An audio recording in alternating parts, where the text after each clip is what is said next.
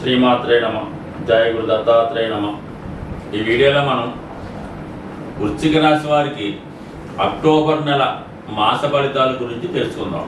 మరి వృశ్చిక రాశి వారికి ఈ నెలలో 2 శుభగ్రహాలు మీకు మార్పు చెందడం జరిగింది.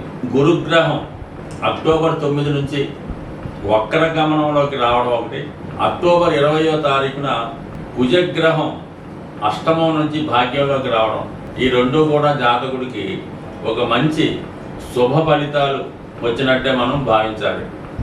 ముఖ్యంగా వేరే ఇంపార్టెంట్ విషయం ఏంటంటే, ఈ వృశ్చిక రాశి వారికి గురువు సప్తమ స్థానంలో ఉండడం వల్ల ఏమైందంటే, ఈ వివాహ విషయంలో ఒకటి, అలాగే ఎఫ్ఐఆర్లో ఉన్నవాళ్ళు ప్రేమించి పెళ్లి చేసుకుందాం అనుకున్న వారి యొక్క వివాహ నిర్ణయం ఏదో కారణం వల్ల ఆగిపోవడం కానీ, ప్రేమికుల మధ్య మనస్పర్ధలు రావడం కానీ, లేదంటే మీకు బాగా ఈ సంబంధం కుదిరితే బాగున్ను అనుకున్నటువంటి వివాహ సంబంధం మధ్యలో ఆగిపోవడం కానీ జరిగి ఉంటే, మరి ఈ నెల అక్టోబర్ 9 తర్వాత తిరిగి ఇంకొకసారి ప్రయత్నం చేయడం వల్ల ఆగిపోయిన పెళ్లి ప్రయత్నాలు తిరిగి ప్రారంభమై ఒక కొలిక్కి రావడం జరుగుతుంటుంది. అలాగే ప్రేమికుల మధ్య అవగాహన ఏర్పడి పెళ్లి విషయంలో ఒక డేట్ కూడా నిర్ణయించుకునే అవకాశం ఉన్నది. మొత్తం మీద ఏంటంటే, ఈ జాతకులకి ఎస్పెషల్లీ వృశ్చిక రాశి వారికి అక్టోబర్ 9 నుంచి గురువు బలవంతుడు అవ్వడం వల్ల ఆర్థిక సంబంధించిన విషయాలు, కుటుంబ సంబంధించిన విషయాలు, అలాగే మీ వాక్చాతుర్యం 100% అనుకూలించి ఆర్థిక పరంగా మిమ్మల్ని అనుకూలిస్తాయి. కుటుంబ సభ్యుల సహకారం ఏర్పడుతుంది, అంటే ధనస్థానం బలం పెరుగుతూ ఉంటుంది అన్నమాట. అలాగే పంచమ స్థానం మీలో ఉన్నటువంటి సామర్థ్యం పెరుగుతుంది, మంచి నిర్ణయాలు తీసుకుంటారు. మరి ప్రస్తుతం రాహు పంచమంలో ఉంటూ ఈజీ మనీ, స్పెక్యులేషను, ఈ జోదం, ఏదో బలహీనతలు, అటువంటి వ్యసనాల మీద కొంతవరకు ఆసక్తి కలగడం కానీ, లేదా ఆల్రెడీ దానిలో కొంత ఇన్వాల్వ్మెంట్ అయి కొంత డబ్బు పోగొట్టుకోవడం కానీ 99% జరిగి ఉండాలి. ఇప్పుడు ఆటోమేటిక్గా ఎప్పుడైతే పంచమ స్థానాధిపతి మీనరాశి అనేటువంటి డిపాజిటర్ గురువు బలవంతుడు అవుతాడో, ఆటోమేటిక్గా రాహు తన చెడు ప్రభావాన్ని తగ్గించుకొని జాతకుడు తన వ్యసనాల నుంచి బయటపడి మంచి మార్గంలో వెళ్ళే అవకాశం ఉంది.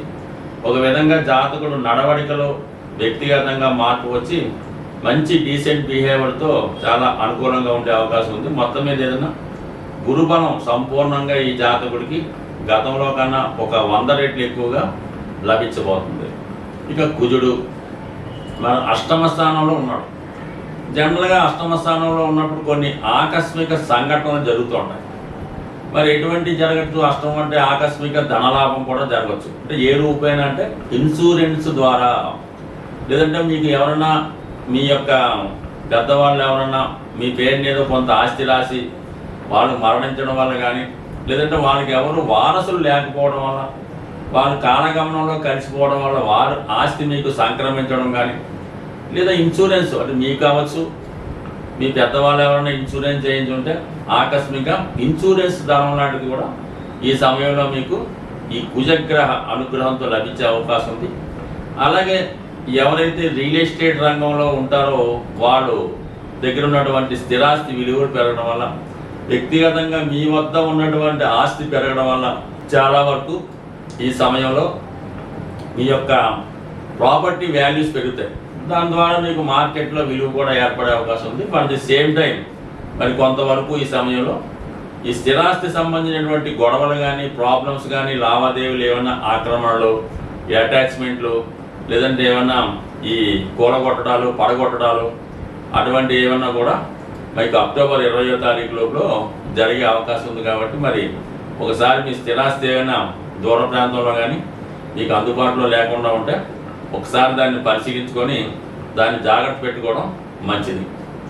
అయితే అక్టోబర్ 20 తర్వాత ఏమవుతుందంటే, మనకి కుజుడు భాగ్యస్థానంలోకి నీచ స్థానంలోకి రావడం జరుగుతుంది. అంటే ఒక విధంగా చెప్పాలంటే పెద్దగా దానివల్ల వృశ్చిక రాశి వారికి ఏం ఉపయోగం ఉండదు. నీచలో ఉండడం వల్ల బలం తగ్గిపోతుంది. కానీ వ్యక్తిగతంగా కొంత సామర్థ్యం తగ్గడం వల్ల జాతకుడు తన యొక్క పనుల్లో వేగం తగ్గుతూ ఉంటుంది.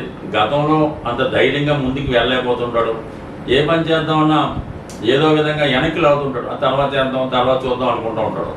సో ఈ విధమైనటువంటి బలహీనత జాతకుడికి ఏర్పడే అవకాశం ఉంది.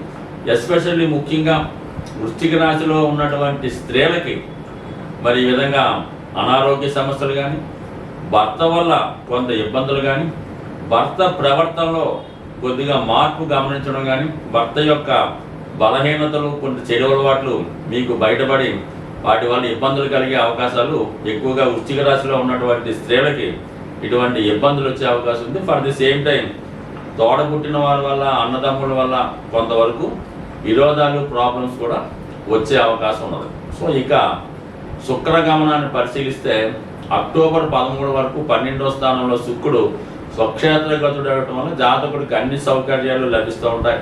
వాహనం కానీ, ఖరీదైన వస్త్రాలు కానీ, బంగారు ఆభరణాలు కానీ జాతకుడు లేదా జాతకురాలికి లభించే అవకాశం ఉంది.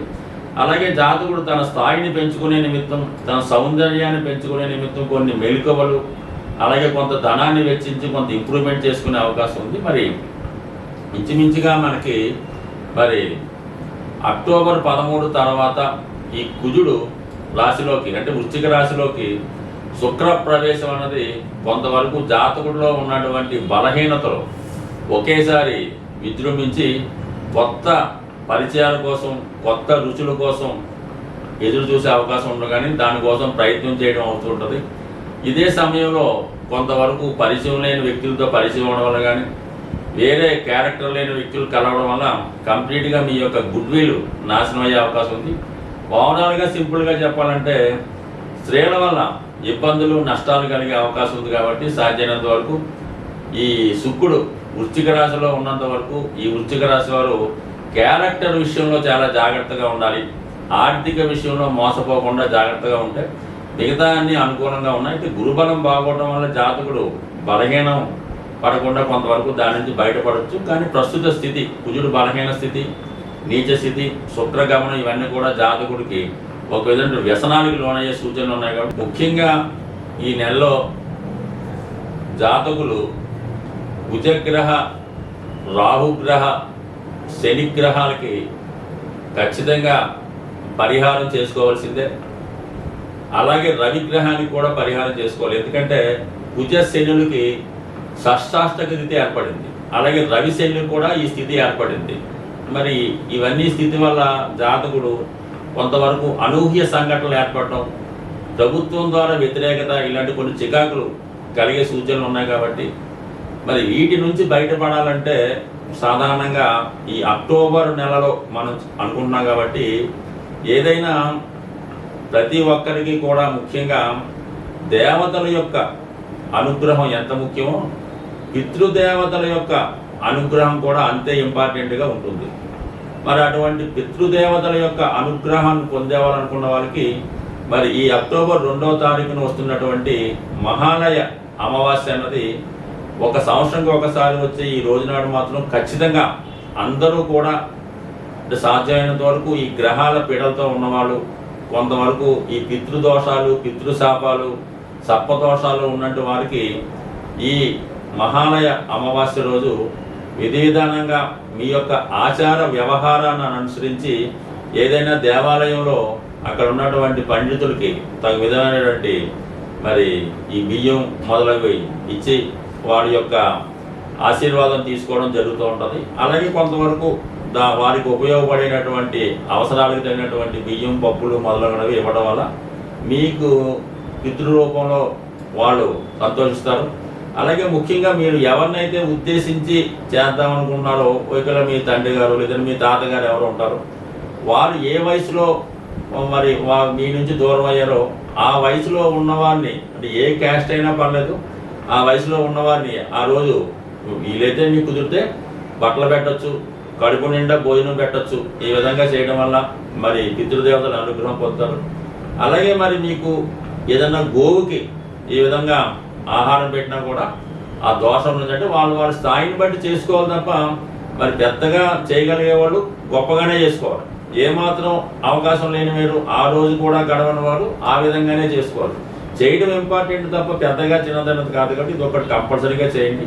అలాగే కంపల్సరీగా ఈ అక్టోబర్ చివరిలో వస్తున్నటువంటి ఇంచుమించుగా 30-31 తారీఖుల్లో వచ్చినటువంటి మరి మాస శివరాత్రి రోజు కూడా ఈ విధి విధానంగా శివుడికి అభిషేకం చేసుకోవడం వల్ల సమస్త దోషాలు తొలగాలంటే సింపుల్గా శివారాధనని మించింది లేదు. ముఖ్యంగా ఇప్పుడు శని వర్తించి ఉన్నాడు కాబట్టి శివునికి మీరు ఆరాధించడం వల్ల గతంలో వచ్చిన ఫలితం కన్నా 100 రెట్లు ఫలితం వచ్చే అవకాశం ఉంది. కాబట్టి మరి అటువంటి శివుణ్ణి మీకు ఏ రోజు ఇష్టమైతే ఆ రోజు పూజించడం వల్ల కూడా ఈ రాహువు, శని, కుజ, రవి గ్రహాల దోషాల నుంచి బయటపడే అవకాశం ఉంది.